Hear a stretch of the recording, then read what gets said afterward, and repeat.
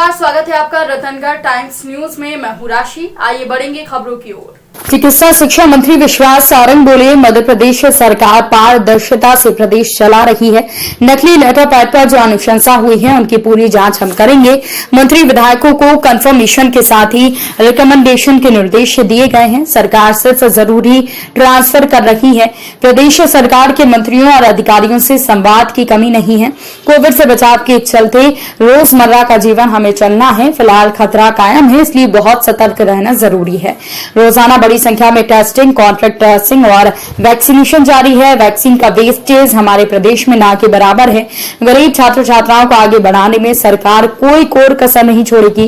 अन्न उत्सव के जरिए हम सुनिश्चित करेंगे कि किसी भी घर की थाली खाली न रहे। केंद्र और राज्य सरकार की मदद जन जन तक पहुंचाई जाएगी। पीएम मोदी और सीएम शिवराज खुद कार्यक्रम में शामिल होंगे। नीट की परीक्षा केंद्र सरकार के दिशा निर्देशों से ही होगी, उसी आधार पर एडमिशन होंगे। साथ ही 11 जुलाई को कांग्रेस के विधानसभा घेराव पर कहा कि देश के हालात बिगड़ने का श्रेय कांग्रेस को जाता है। उन्हें 10 जनपद पर प्रदर्शन करना चाहिए।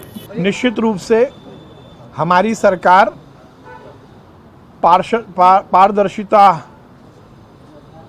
में विश्वास रखते ही प्रशासन चलाना चाहती है।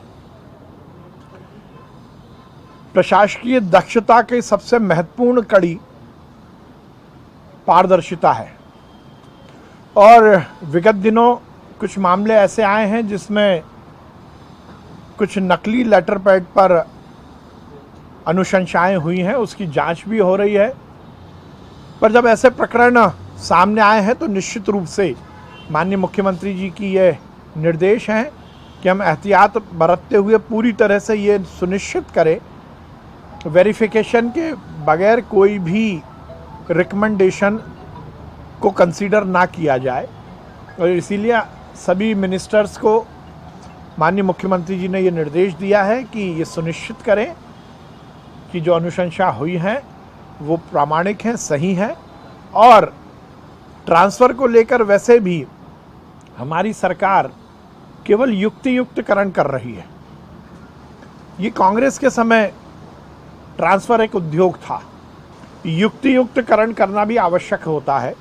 इसीलिए हमारी सरकार केवल युक्तियुक्तकरण कर रही है और माननीय मुख्यमंत्री जी के जो निर्देश है उसका पालन सभी करें। अभी भी कोई दलाल सक्रिय नहीं, ऐसी बात ऐसी कहीं ना ही कहीं घर्षण की बात है, ना ही इस तरह की कोई बात है। अब क्या मामला है ये मुझे नहीं मालूम, परंतु मंत्रियों में और अधिकारियों में कहीं भी कोई ना समन्वय की कमी है ना संवाद की कमी है। माननीय प्रधानमंत्री जी ने एक बड़ा फैसला लिया है। मेडिकल छात्रों को भी अब पिछड़े और जो गरीब हैं, देखिए सबसे महत्वपूर्ण बात यही है कि हमारी सरकार हर वर्ग का कल्याण कर रही है। वो गरीब चाहे वो किसी भी वर्ग का हो उसको भी आरक्षण है और पिछड़े वर्ग को भी आरक्षण है। निश्चित रूप से ये स्वागत योग्य है। लगभग 28 श्रेणी के लोगों को मुफ्त में राशन बंट रहा है। ये लगातार कार्यक्रम हमारा चल रहा है। 7 तारीख को हमारे प्रदेश में एक विस्तृत रूप से अन्नोत्सव मनाने का निर्णय किया गया है। निःशुल्क तोहफा है राशन और अनाज का, वो मिल सके। माननीय प्रधानमंत्री जी स्वयं इस कार्यक्रम में जुड़ने वाले हैं। माननीय मुख्यमंत्री जी रहेंगे। पूरे प्रदेश की हर दुकान पर एक साथ ये कार्यक्रम होगा। थैला जिसमें उतना किलो अनाज आ सकता हो वो उपलब्ध कराया जाएगा। ये कार्यक्रम के पीछे का उद्देश्य हमारा यही है कि हर एक हितग्राही को उसके हक का ज्ञान हो सके, उसको कितना अधिकार है, उसको कितना अनाज मिलना चाहिए, उसको सही माप का, सही तौल का अनाज सुनिश्चित हो सके।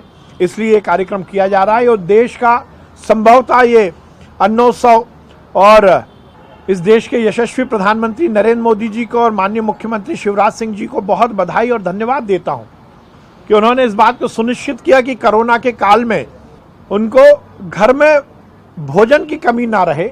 इसकी व्यवस्था भारतीय जनता पार्टी की सरकार ने की है। 7 तारीख को ये कार्यक्रम होगा। फिलहाल के लिए इतना ही। आप बने रहिए हमारे साथ। नमस्कार। खबरों में बने रहने के लिए रतनगढ़ टाइम्स न्यूज को सब्सक्राइब करें और बेल आइकन को दबाना बिल्कुल ना भूलें ताकि हर खबर की अपडेट आपको मिलती रहे। इसके अलावा आप हमारी वेबसाइट रतनगढ़ times.com पर भी विजिट कर सकते हैं।